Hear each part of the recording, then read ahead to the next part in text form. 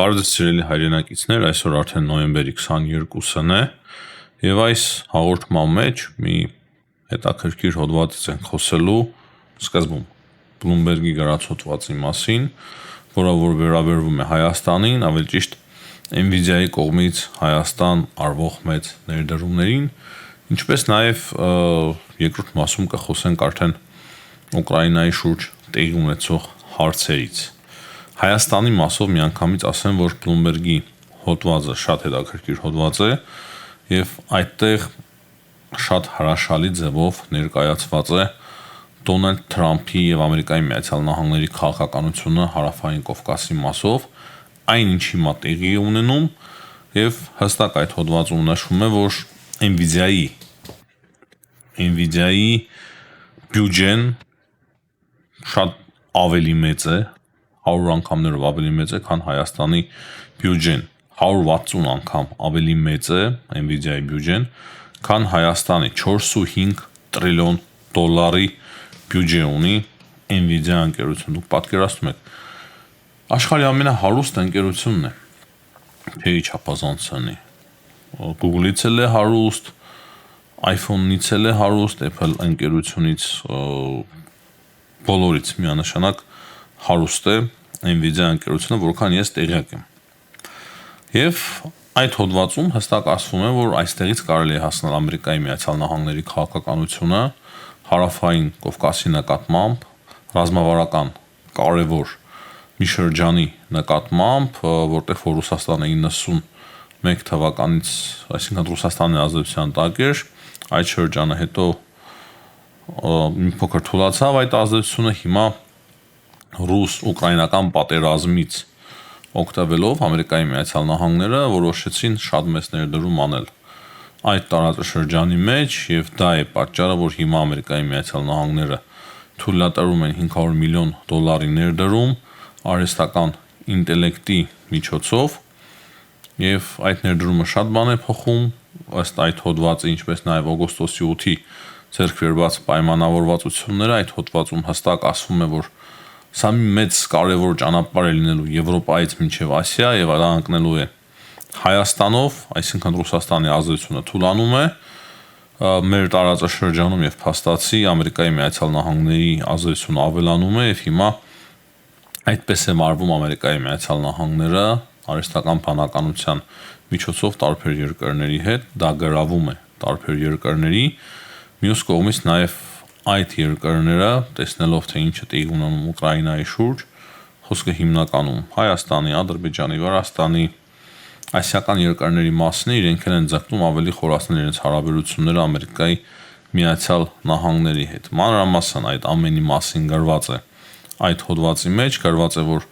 ոչ միայն Ամերիկայի Միացյալ Նահանգները հետաքրքրություն ունեն տարածաշրջանի նկատմամբ, այլ նաեւ Եվրամիությունը եւ Չինաստանը, եւ սա է հիմա ձևավորվող այս գլոբալ աշխարհակարգի քաղաքականությունը մեր տարածաշրջանի նկատմամբ հիմա առաջարկում եմ մեկ բան, ովքեր որ ուշադիր դիտում են մեր հաղորդումները, մշտապես, թե ինչի մասին ենք մենք խոսում այս վերջին շաբաթվա ընթացքում, հատկապես այս վերջին շաբաթվա ընթացքում։ Ամենայն անկեղծությամբ էքստրասենսորային ոչ մի հնարավորություն չունենք մենք, ուղղակի ամեն ինչ չոր վերլուծությունների հիման վրա եւ հիմա այս Bloomberg-ի հոդվածը տեսնելով ես տեսնում եմ թե որքան ճիշտ է նաեւ մեր վերլուծությունները, եւ իրոք Ամերիկայի Միացյալ Նահանգները շատ լուրջ ձևով մուտք են գործում տարածաշրջան օգոստոսի 8-ի պայմանավորվածությունները եւ դրանից առաջ էլ Հայաստանի հետ ռազմավարական հարաբերություններ ձևավորելով դրանից էլի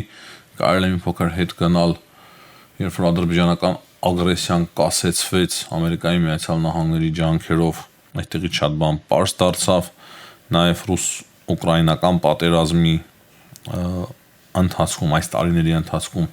ինչ ակտիվություն ցուցաբերեց Եվրամիությունը, Ամերիկայի Միացյալ Նահանգները, այսինքն հետ ենք գնում, նաեւ առաջ ենք գալիս մինչև մեր օրերը, որպեսզի ավելի լավ հասկանանք Ամերիկայի Միացյալ Նահանգների քաղաքականությունը։ Եվ հիմա ես կարող եմ միանշանակ փաստել, որ նույնիսկ եթե Ուկրաինայի շուրջ շատ վատ սցենարով մեզ համար իհարկե սցենարով ավարտվի այդ պատերազմը, միևնույն է մենք հիմա շատ ավելի պատրաստ ենք համեմատաբար, քան օրինակի համար 1 տարի ու կես առաջ շատ ավելի աղետաբեր կլիներ պատերազմի ավարտը ռուս-ուկրաինական այն սցենարով, որ հիմա գծվում է։ Ասեմ այն, որ մենք մեր հաղորդումներում ճիշտ է մենք էլ ենք մարդիկ, մենք խոսում ենք մեր ցանկություններից եւ բազմաթիվ հազարավոր մարդիկ, որոնք որ մեզ դիտում են նույնպես զգացմունքային, այսինքն մարդը զգացմունքային է, բոլորն ունեն զգացմունքներ եւ մենք ունենք մեր ցանկությունները, տեսակետը նաեւ ուկրաինական պատերազմի շուրջ, սակայն մեկ-մեկ այն կարող է շատ լուրջ ձևով տարբերվել իրականությունից։ Իմ ցանկությունները մեկ բան են, սիրելի հայրենակիցներ, իսկ իրականությունը ներկայացնելը մեկ ուրիշ բան։ Տեսնում եմ տարբեր մեկնաբանություններ, դրա համար եմ այս մասին խոսում եւ պարտավոր եմ ուղղակի ասել, որ մեկ-մեկ նաեւ ստիպված ենք խոսել այն իրականությունից, որը որ կա մեր շուրջ, ինչքան էլ այն դաժան թվա, ինչքան էլ այն անդուր լինի եւ որոշների համար շատ տհաճ, ասեն թե դուք հիմա սկսել եք պաշտպանել օրինակի համար Պուտինի շահերը, երբեք ես չեմ կարող պաշտպանել մի մարդու շահերը, ով Հայաստանի Հանրապետության թշնամին է եւ հայ ժողովրդի թշնամին, եւ ես դրանում համոզվել եմ ավելիով 20 թվականից մինչև այսօր, ցավոք սերտը, ես չի ուզենա, որ մենք օրինակի համար նույն Պուտինի նման կամ Ռուսաստանի Դաշնության նման թշնամի ունենայինք, իրենց թշնամական վերաբերմունքն է կրկնեմ, ոչ թե մենք ենք թշնամի իրենց նկատմամբ, ոչ թե մենք ենք թշնամացած իրենց նկատմամբ, այլ իրենց քաղաքականությունը եւ վերաբերմունքը թշնամական է։ Սակայն նույն ժամանակ ես չեմ կարող օբյեկտիվությունը կորցնել, թե հիմա ինչ է տեղի ունենում Ուկրաինայի շուրջ եւ դրանից բացի միշտ էլ մեր հաղորդումների մեջ ասում են, որ Հայաստանի իշխանությունների քաղաքականությունը նույն Ռուսաստանի մասով շատ ճիշտ է, ինչի համար։ Եթե մենք զգացմունքային ձևերով, զգացմունքներով առաջնորդվենք մեր քաղաքականությունը վարելիս, մենք կհայտնվենք շատ բարդ իրավիճակում, կհայտնվենք այն իրավիճակում, նույնիսկ ավելի վատ, ինչ իրավիճակում հայտնվեց Վրաստանը 2008 թվականին Սաակաշվիլիի պատճառով։ Ես Վրաստանի քաղաքացի եմ, այդ ամենին ականատես եմ եղել, այդ ցավը մենք զգացել ենք եւ զգում ենք ամեն օր եւ հստակ գիտեմ, թե ինչ սխալ քաղաքականության հետևանքով ինչի հանգեց Վրաստանը հենց այդ ժամանակ։ Եթե մի փոքր ավելի ճկուն գտնվեր Սաակաշվիլին, միանշանակ կարող է խուսափեր այդ պատերազմից, սակայն եթե նույնիսկ խոսքերից ուշադրություն դարձրեք, հնարավոր է այդպես չէր, եթե նույնիսկ արևմուտքը Եվրոպան եւ Ամերիկայի Միացյալ Նահանգները պահանջում էին նույն Սաակաշվիլիից մի փոքր խիստ գտնվել Ռուսաստանի նկատմամբ, ինքը միանշանակ տասնապատիկ անգամ ավելի խիստ քաղաքականություն էր վարում, ավելի կոպիտ եւ ավելի կոշտ գարեհիկ հայտարարություններ անելով եւ նույնիսկ անհարմար վիճակի մեջ էր դնում նույն եվրոպացիներին եւ Ամերիկայի Միացյալ Նահանգներին։ Ուկրաինայի մասով եւս կային բազմաթիվ սխալներ, Ռուսաստանին անընդհատ գրգռում էին, հայոյում էին, այնպես չէ որ ռուսները մեղ չունեին, նույն Պուտինի քաղաքականությունը իրենց քաղաքականության պատճառով էին իրենց հետ այդպես վարվում, բայց մենք տեսնում ենք, թե արդյունքները ինչպես են անդրադառնում հիմա նույն Ուկրաինայի վրա, ինչպես են անդրադարձել Վրաստանի վրա, եւ հիմա դրա համար Հայաստանի իշխանությունները անում են առավելագույնը, որպեսզի իզուր տեղը չգրգռեն Ռուսաստանի Դաշնությունին։ Առանց այն էլ գրգռված է, առանց այն էլ շատ լավ իրենք հասկանում են, թե ինչ է տեղի ունենում մեր տարածաշրջանում, բայց մեր ճկուն համեստ գրաքետ քաղաքականությունը արդյունք տվեց եւ հիմա Ամերիկայի Միացյալ Նահանգները շատ ավելի ամուր են ներկայացված մեր տարածաշրջանում եւ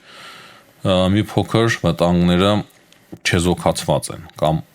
այն ձևի չեն սուր, ինչպես որ օրինակ 1.5 տարի առաջ։ Սա ճկուն քաղաքականության պատճառով էր եւ կամաց Հայաստանը կարողացավ պոկվել Ռուսաստանի ազդեցությունից, թուլացնել Ռուսաստանի ազդեցությունը, որքան այս պահին հնարավոր էր։ Ուկրաինայից հետո իհարկե ռուսները կարող են շրջվել նաեւ դեպի մեզ, ավելի վատ կարող է լինել բայց ես կարծում եմ, որ մենք կրկնեմ հիմա շատ ավելի պատրաստված ենք եւ ավելի համեմատեշտ կարող է լինել դիմակայել մեզ նույն Ռուսաստանի Դաշնության։ Այսինքն մեր քաղաքականությունը պետք է այնպես շարունակենք, որպեսզի իզուր տեղը չթշնամացնենք, այն էլ թշնամաբար տրամադրված այդ երկրին մեր նկատմամբ։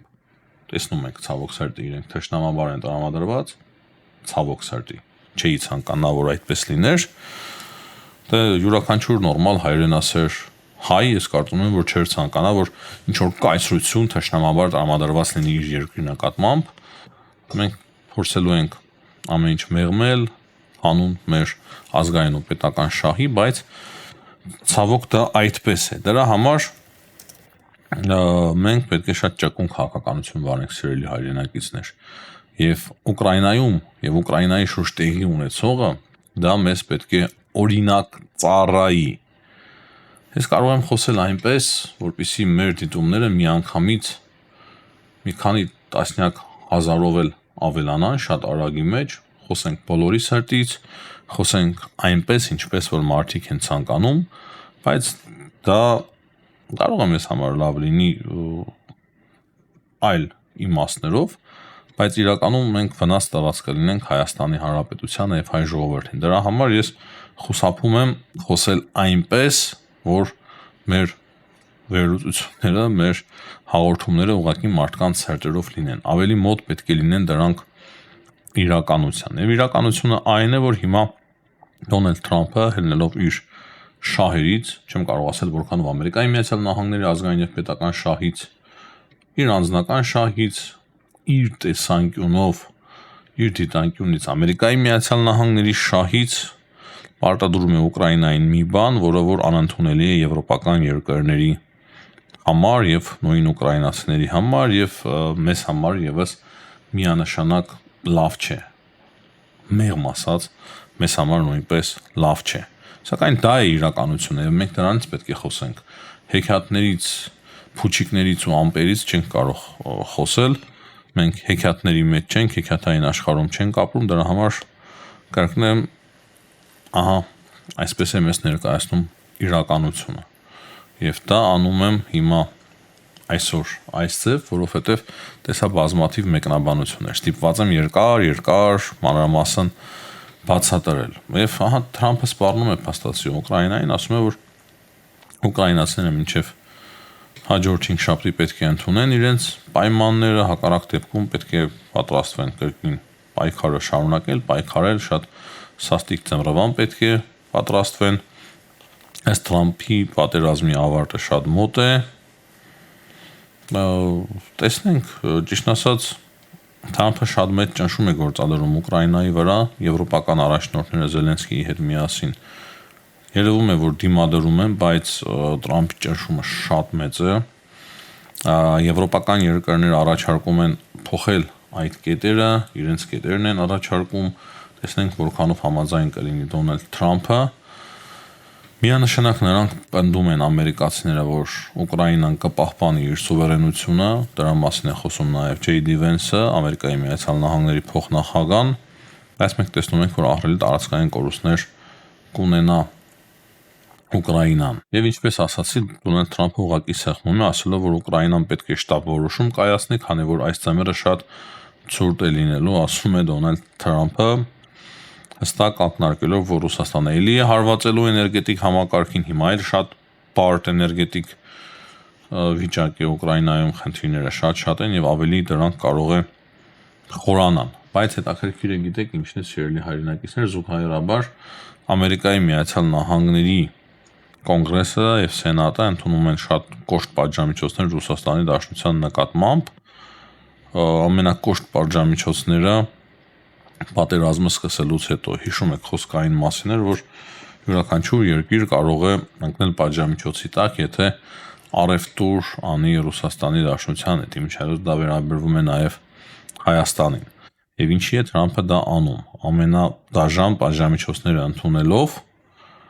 պետք է իրենք էլ ստիպեն, որպեսզի Ռուսաստանն էլ համաձայնվի իրենց ծրագրին, այսինքն հրաժարվի Ուկրաինան ամբողջովին գրավելու ծրագրից։ Դա է հիմնականում Ամերիկայի Միացյալ Նահանգների ցանկությունը։ Ուկրաինան պետք է պահպանի իր անկախությունը եւ սուվերենությունը, բայց Ռուսաստանին պետք է զիջեն տարածքներ եւ Ռուսաստանը մի քանի կետերով էլի պետք է հասնի իր նպատակներին եւ ծրագրերին։ Եվ ես բազմիցս եմ ասել, սիրելի հայրենակիցներ, որ այս պատերազմում միանշանակ ես չեմ կարծում, որ Ռուսաստանը հաղթում է, հաղթանակ է տանում Ռուսաստանի Դաշնությունը,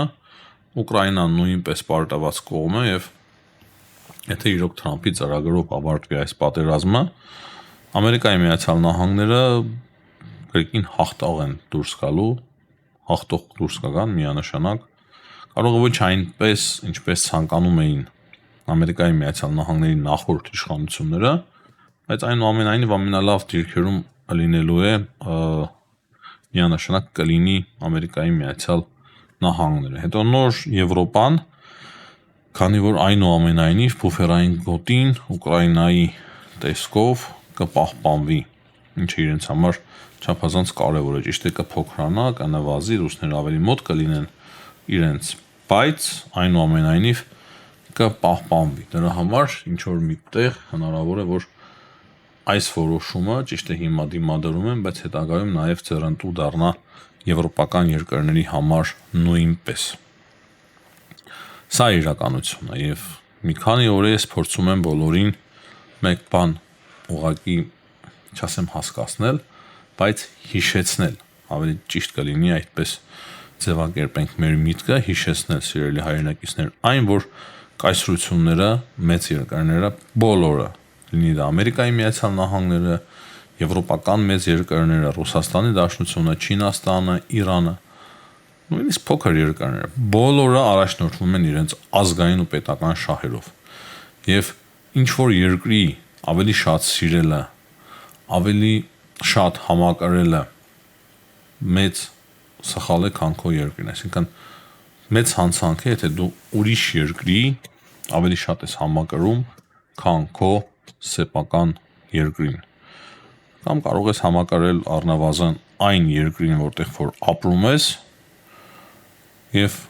քո նաև պատմական հայրենիքին, օրինակի համար շատերը ապրում են Ամերիկայի Միացյալ Նահանգներում, Ֆրանսիայում, օրինակ եմ բերում մեր սիրելի հայրենակիցները Սփյուռքի, իրենք բնականաբար պետք է առաջնորդվեն Ամերիկայի Միացյալ Նահանգների շահերով, նույն Ֆրանսիայի շահերով, ինչպես նաև Հայաստանի Հանրապետության շահերով։ Ես էլ եմ փորձում նման կերպ վարվել, առաջնորդվելով Վրաստանի եւ Հայաստանի պետական շահերով։ Իմիջայլոց ես Հայաստանի եւ Վրաստանի պետական շահերը չեմ էլ տարանջատում, շատ փոքրիկ երկրներ են իրար կապած կողք կողքի, հազար տարիներով շատ նման դաժան դժվար պատմություն ենք ունեցել եւ մահմեդականների մեջ մի կղզյակ ենք երկու երկրներով եւ կկարողանանք գոյատևել միայն միմյանց հետ ամուր կապեր ունենալով։ Այս պայդրությամբ այսքան հաջողություն եմ մաղթում բոլորին, ցտեսություն, կհանդիպենք։